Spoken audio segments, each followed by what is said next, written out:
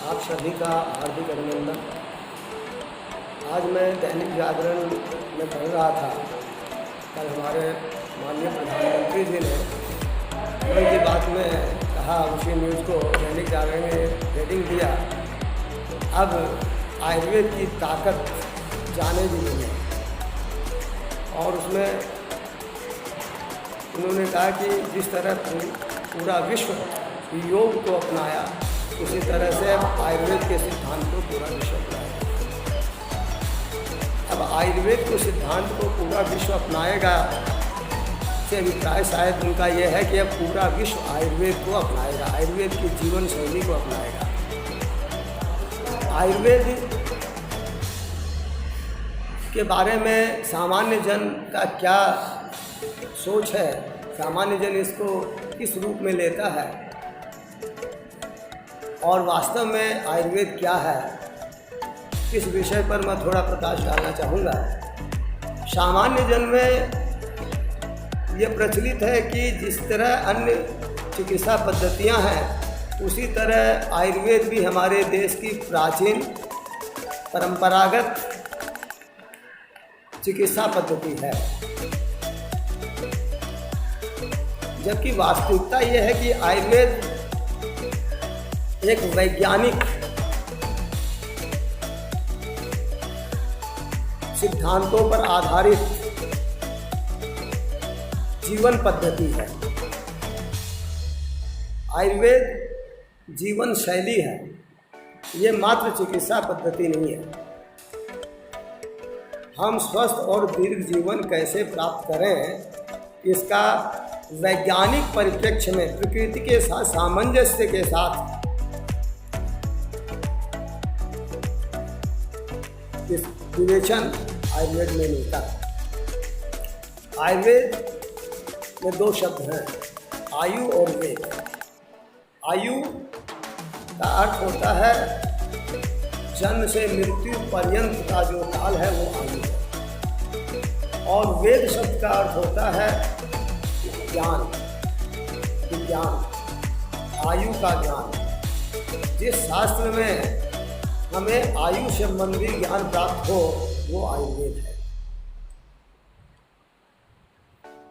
आयुर्वेद को अगर आज के संदर्भ में परिभाषित करें तो हम कह सकते हैं कि आज के इस कमर्शियल युग में, जहाँ सब लोग अर्थ के पीछे पागल हैं, अर्थ चिंतन में लगे हुए हैं, ऐसे आपाधापी के युग में वैज्ञानिक परिप्रेक्ष्य में जीवन जीने की कला का नाम है आयुर्वेद।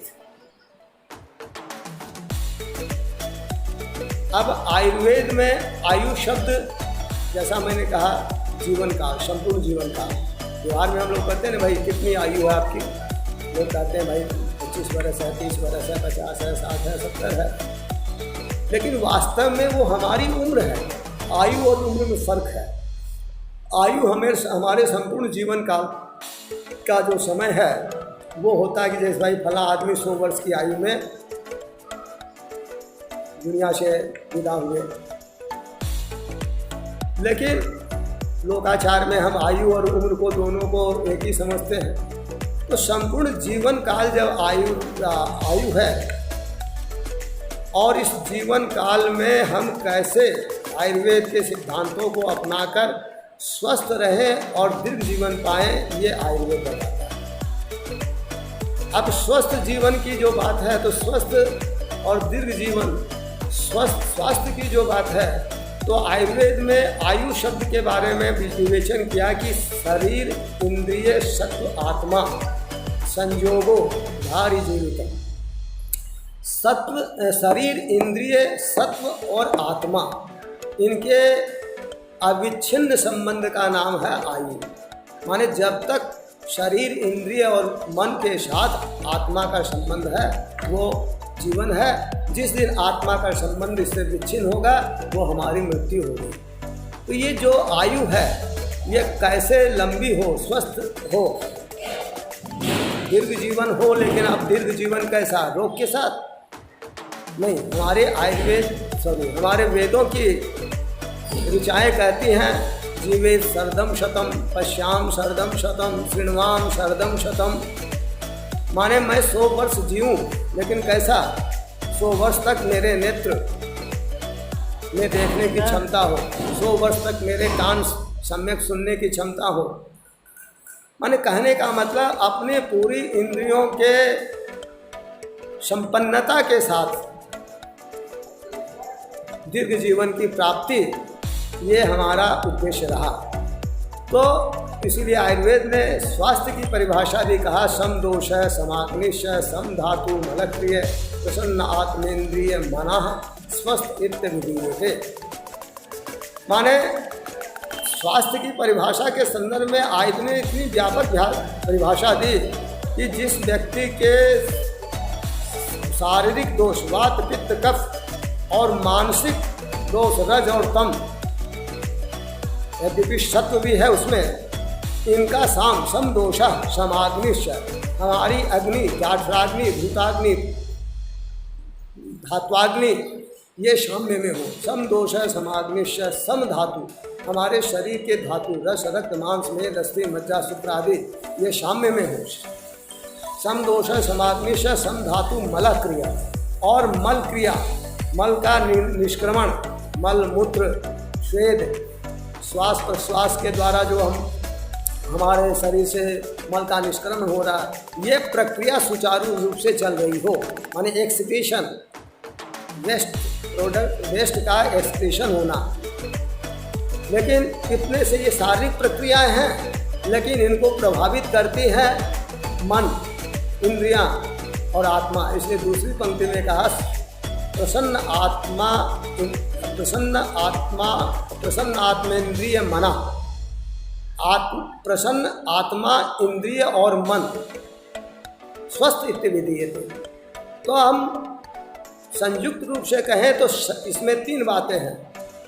इंद्रियों के साथ शरीर का स्वस्थ होना, मन का स्वस्थ होना मानसिक स्वास्थ्य, और आत्मा का स्वस्थ होना माने आध्यात्मिक स्वास्थ्य। तो आयुर्वेद शारीरिक स्वास्थ्य के साथ मानसिक स्वास्थ्य और आत्मिक स्वास्थ्य, आध्यात्मिक स्वास्थ्य को भी उतना ही महत्व देता है, और तब उस व्यक्ति को स्वस्थ कहते हैं। जबकि अन्य चिकित्सा पद्धति रोग का नहीं होना स्वास्थ्य मानती हैं, जो एक नकारात्मक विचार है कि जो शरीर में रोग की उपस्थिति नहीं है हम स्वस्थ हैं। नहीं, रोग की उपस्थिति नहीं है, ठीक है, लेकिन हम जब तक हमारी आत्मा इंद्रियां मन प्रसन्न नहीं है, माने स्वस्थ नहीं है, हम स्वस्थ नहीं कह सकते।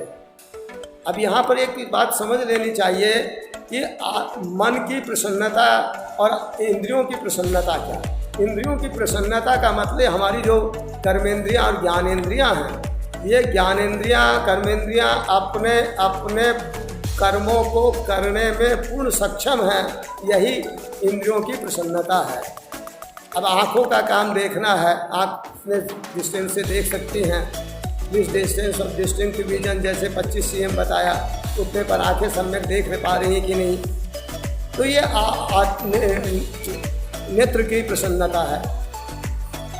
और आत्मा की प्रसन्नता की जहाँ तक बात है, तो आत्मा के संदर्भ में हम इनका सबका अलग अलग भी विचार करेंगे आगे।